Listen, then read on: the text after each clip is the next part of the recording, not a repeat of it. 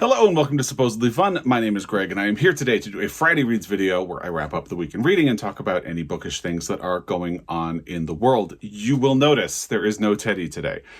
So I'm filming this on Friday, and today has been exactly the type of day that made me switch to filming my Friday Reads videos on Thursday last year, although I had kind of gotten out of the habit recently because things have just been a little easier than they were last year. Crazy day. Point is, I've tried to film this video 3 times. Before this is now my 4th attempt to film this video, and the other 3 times I had Teddy with me. Now it's gotten late enough in the day that Joel is home, and Teddy is obsessed with Joel because, he hasn't seen Joel all week. So they are off doing their thing, and I apologize you don't have Teddy in this video. If you would like to skip to the actual Friday Reads portion of the video, there will be a timestamp in the description box. For that, there will be also links to other videos and all of the books that I'm going to talk about, affiliate links to bookshop.org, or you can try to track down any of these books at your local independent bookstore. I am wearing a sweatshirt to Raven Bookstore in Kansas, which is one of the books on my bookstore bucket list. My mother-in-law got me this sweatshirt when she visited them. And you could also use your local library because that is always a good thing to do. I finished 3 books this week. That's going to be a really good cool thing when we get to the actual Friday Reads portion of the video. There are 2 things I want to quickly talk about before we get into the Friday Reads portion of the video. First is just a heads up that next week we get the long list for the Women's Prize for Fiction. That will be on March 5th, which is, I don't know what day of the week that is. That's a Tuesday. So I am going to be aiming to have a reaction video to the fiction long list that will hopefully go up on Tuesday, probably later in the day here in the US where I am. But I'm really excited about that. I am not doing a prediction like a lot of other people have been in recent weeks. If you would like to talk about what books you would like to see on the long list, or if you have predictions, let me know what yours are in the comment section down below. I am just going to be excited to see what actually makes the list. And I'm going to hold my predictions for the Pulitzer, which will be coming. My predictions for that will be coming later this month. But I would love to hear what you would like to see on the Women's Prize for Fiction long list and what you predict might be there. Of course, they have already announced the long list for the nonfiction prize, so that's already ongoing. I'll have my reaction video to that long list down below. It was a great list of books, but just FYI, that's coming next week on Tuesday. I'm hoping I will have a reaction the same day, but probably later in the day. The other thing is a quick thank you to Lori Graham on Instagram, who told me that there is something called the Queer Liberation Library. I will have a link to it in the description box down below. So they have created a library that you can access through the app Libby. And if you don't know what Libby is, it works through your library and you can get ebooks and audiobooks. I only really use it to get audiobooks, but I love it. It works off of your library card. So you can, Lori said that she didn't request access through the website. She just created a library card and it has worked for her. I actually requested access and they gave me a login for an account, which kind of creates like a little library card that you can authorize in Libby. They have instructions on how to do all of this. Their mission statement is, Queer Liberation Library fights to build a vibrant, flourishing queer future by connecting LGBTQ+ people with literature, information, and resources that celebrate the unique and empowering diversity of our community. I mean, in a time when book banning has become a thing and it is becoming more and more difficult to access LGBTQ+ literature, I love that this is a thing. So I have access to it on Libby, and if you would like access, again, the link to their website will be down below. It will have information about how to access their library in there. And if you are unfamiliar with Libby, it has information about that as well. So I would encourage you to go and check that out. That's all I wanted to talk about before we get to the Friday Reads portion of this video. So let's just dive in. Again, I said I finished 3 books. One of them is going to be an unpopular opinion. And you're going to have to wait for that because it will be the last one that we talk about. The first book that I finished this week is To the Moon and Back by N.R. Walker. So I had kind of loosely told Joel and myself that I had been holding this book in my back pocket for Valentine's Day, and then Valentine's Day kind of came and went and I hadn't read it. But I was still in the mood where, if you follow along, I have been really leaning into cozy or comfort reading in 2024 because I had a really hard time getting my reading year going. And then once I did, I had surgery to repair a deviated septum. Still recovering, not 100%, but I'm much better. And basically that sort of sidelined my reading. So I've really leaned into a lot of comfort reading, and I'd kind of thought, it's not that far off from Valentine's Day. Why don't I catch up to this book? Last year, Joel and I read 3 male-for-male romance books by N.R. Walker and really liked all of them. They were a trilogy of books set in a fictional town in Montana called Heartbridge, and they're just really cute and sweet, and they have great emotional connection between the protagonists, which is something that both Joel and I really find important in a romance. There has to be a really great connection and chemistry and a dynamic between the protagonists. It's something we really like, and N.R. Walker is great at that. So the premise here is that, and actually Gideon, I almost forgot his name because Joel and I have been talking about One Love, and I've gotten the characters from One Love confused with the characters from To the Moon and Back. But so you have this man named Gideon who adopts his daughter's baby. Hi, Editing Greg is jumping in to correct that. He does not adopt his daughter's baby. He would have to have a daughter. He doesn't have a daughter. It's his sister's baby. His sister has a baby that she does not want, so she gives it to him and just gets rid of her parental rights and then disappears, like moves to a different location and is just out of the picture completely. So it's his sister who has the baby and then signs her parental rights over to Gideon. Not his daughter. And he has been in a long-term relationship with another man. And as soon as the baby comes into the picture, the other man says, this isn't anything I ever wanted. I'm out. So he suddenly becomes a single parent with a baby, and his friends convince him to hire a nanny.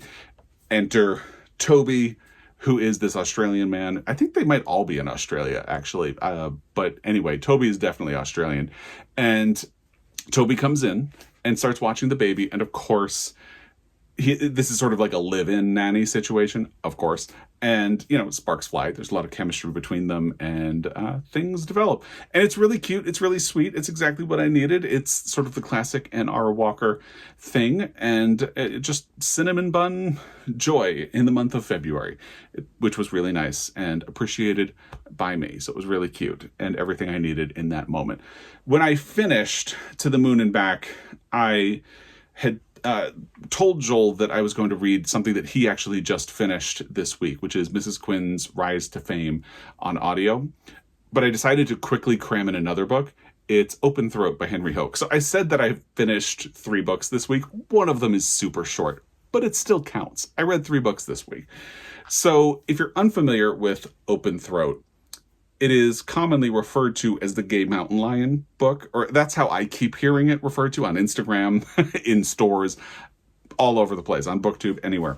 So, and even in the description, it kind of talks about a queer mountain lion. And I will say, the audio is like an hour and a half. So I started and finished it in one day. No problem at all. And, it was fine. It's a little weird. And I will say the queer element is kind of quiet. Basically, you have this mountain lion who doesn't really care what pronouns people use when they refer to. He is male, but is frequently mistaken for female and just does not care.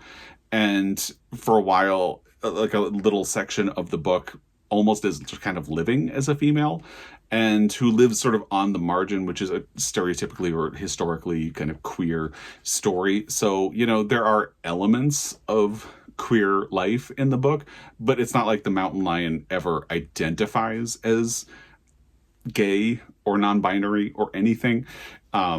So I don't know. It's interesting. And there is a relationship with another mountain lion who is also male that is not overtly sexual, but feels a little bit like a partnership, which is kind of interesting. And it is a very bizarre book. So this mountain lion is living in or around LA. I don't know the geography of LA, and is very much making fun of sort of LA personalities and the way people talk. Like there are a lot of like social justice people coming in and talking about activating your selfhood or scarcity mindsets and things like that. It's an interesting book. I'm glad that I listened to it. Again, it's an hour and a half of your time, so it's not like it's difficult to read or to enjoy. But, you know, at the end, I thought it was fine. So it's not anything that will be popping up on like my best books of the year, but it was good. And again, it's so short that it's probably worth your time if anything that I've talked about jumps out to you and sounds interesting. So, you know, there were certainly worse ways that you could spend an hour and a half of your time, which feels like I'm damning this book with faint praise. And I guess since I have already admitted I really just thought it was okay, I guess that kind of makes sense, really. So those were the first two books that I finished. Let's get to the one where I have an unpopular opinion. It's Daniel Mason's Northwoods, one of the biggest books from last year. Now, when I mentioned in my last Friday Reads video that I was starting this book, a lot of people commented and there was a lot of enthusiasm for this book. But a lot of people, a surprising number of people said, like, when you feel like giving up, keep going. It'll pay off. A surprising number of people said that. So a lot of people sort of struggle to get going. So I got about 50 or 100 pages in and I was enjoying it, but not really feeling super into it. So I just kind of kept going because that's what I had been told to do. And to be honest, I never really got into it. And one thing that I find fascinating is that this book has been discussed a lot since it came out. It has been on a lot of best of lists, and it's won or been in the mix for a lot of books prizes. I think it's probably going to win the Pulitzer. And yet, in all the discussion of this book, no one has talked about the fact that this is a literary ghost story, essentially, to a large degree. And here's the thing. I am not really into ghost stories. So for me, it wasn't even a matter of when you feel like you're struggling or want to give up, keep going. It was just that it never took off for me, being honest. And it's really interesting. And I was just telling Joel about this. Hold on, I'm going to grab 3 other books to help illustrate this point. Okay, so flashback to last year. And the reason this is relevant is that the situation with Northwoods really makes me think of the situation last year, because this year, the 2 biggest books are The Heaven and Earth Grocery Store and Northwoods. And it really reminds me of last year when you had Demon Copperhead by Barbara Kingsolver and Trust by Hernan Diaz. And they both seemed to be in their main competition for the Pulitzer Prize. And last year ended in a truly remarkable way where they ended up tying for the Pulitzer Prize for fiction. But they were the heavy hitters all year. And I loved Demon Copperhead.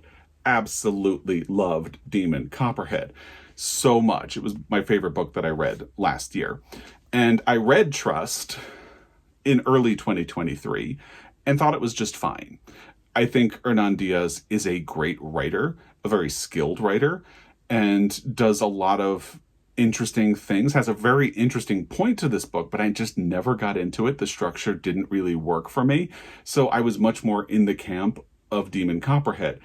And this ended in a truly unique way because they ended up tying for the Pulitzer Prize for fiction. And it just feels like history is 100% repeating itself this year, because The Heaven and Earth Grocery Store is Demon Copperhead. Northwoods is Trust. I really had a big emotional response to The Heaven and Earth Grocery Store. I'm very invested in James McBride. I think he is an established author who should have already won a Pulitzer Prize for fiction and is now in the mix again, just like Barbara Kingsolver. And I think this is a very empathetic book that tells a very humane and profound story. And then you have Daniel Mason, who is not as new to the writing scene as Hernan Diaz, but who is sort of an up-and-comer, is really just becoming a popular author in recent years and has been a finalist for the Pulitzer Prize recently.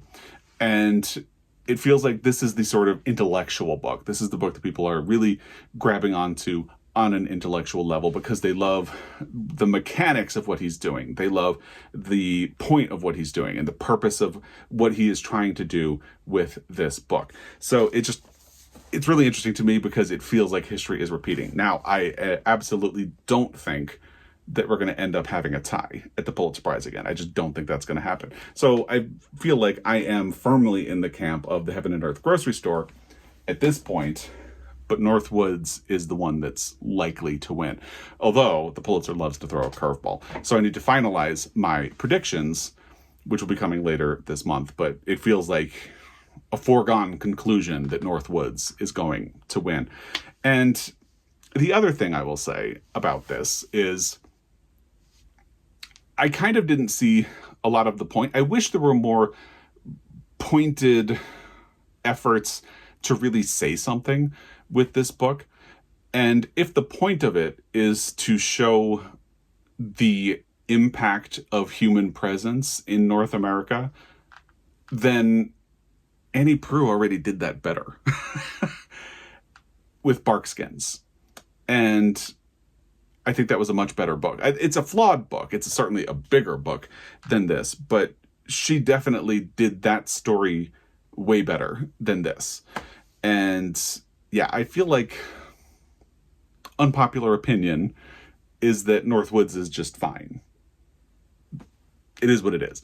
So I can see why a lot of people have liked this. I think once it really started to settle in that, oh, okay, this is sort of a literary ghost story. There are elements of it. Basically, the premise of the book, if you're unfamiliar, is that in the beginning, people build a cabin in Massachusetts, in the woods, and over time, you follow the residents of that cabin, sort of moving generations ahead. And actually, that's another comparison to Barkskins, because Barkskins starts with two people and then keeps jumping ahead generation to generation, alternating back and forth between the two people. So even the structure of Northwoods has already kind of been done with Barkskins. And again, I feel like Barkskins did it better. But anyway, so you just follow the residents. Sometimes they are people who are in the same family. Sometimes possession of this cabin changes hands completely. The structure of the cabin itself sort of changes over time. The cabin stays, but people add siding to it, build additions onto it, and so on and so forth. But it's about the presence. But the thing is, when people pass on in or near this house, they don't necessarily leave. And sort of echoes of their presence stay in the house. And that is kind of where it's a bit of a literary ghost story. And I don't think that's a spoiler.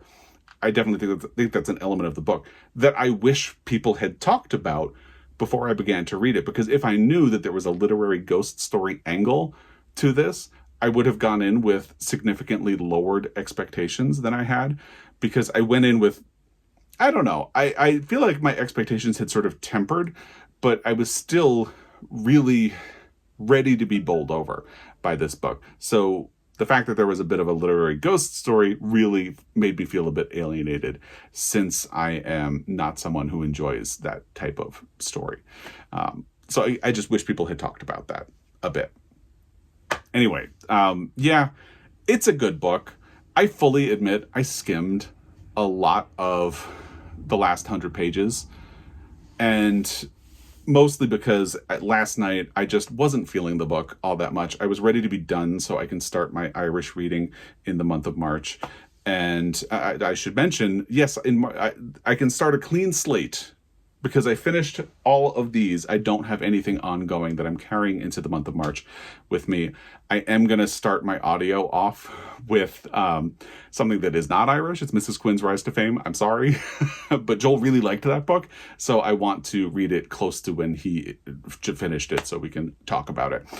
So that I'm going to kick off audio with that, but I'm ready to start Irish reading in the month of March with something in print. I'm looking at my pile right here. I haven't really decided which one I'm going to do. I've totally sidetracked myself. I think I'm going to do Twisted. I think that's where I'm going to start in the month of March, because I think that'll be a quick read and then I can kind of dive into something else. But yeah, I just was thinking, I don't want to start March with this hanging over my head. I'm not really enjoying it. So I might as well just sort of skim through some chunks of this book and get to the end. So I fully admit I did skim a fair amount of the last 100 pages and then focused a little harder in the last 25 pages. But yeah, that just goes to show I was only okay on this book. And I know a lot of people have loved it. I see why they love it. It's fine. You know, nobody is wrong. But that is how I felt about Northwoods. And I am now fully in the camp of The Heaven and Earth Grocery Store by James McBride to win the Pulitzer Prize for fiction. So fingers crossed for that. Again, I feel like, so my next audio is going to be Mrs. Quinn's Rise to Fame because Joel just finished that and he loved that book. So I'm really looking forward to it. And I think I'm going to start off my Irish reading with Twisted by Emma DeBerry because this is a very different book from a lot of the other ones that I'm going to be doing. And because I think it will read quickly. And it's relatively short, and that's about 240 pages, which isn't that short. But I think it will read quickly, and then I can dive into some of the fiction. I really tried to lean into fiction a lot when I built my list, and, you know, it is what it is. So once I get this out of the way, I can dive into some fiction, and I'm looking forward to that. I would love to hear what you have been up to this week, reading, watching, loving, all of that stuff. Let me know in the comment section down below. I'm sorry you didn't have Teddy, but since we are at month's end, you will be getting a monthly wrap-up from Joel and me at some point soon. So stay tuned for that as well. As always, I appreciate your time. Thank you for that. And I will be back. Until next time, happy reading.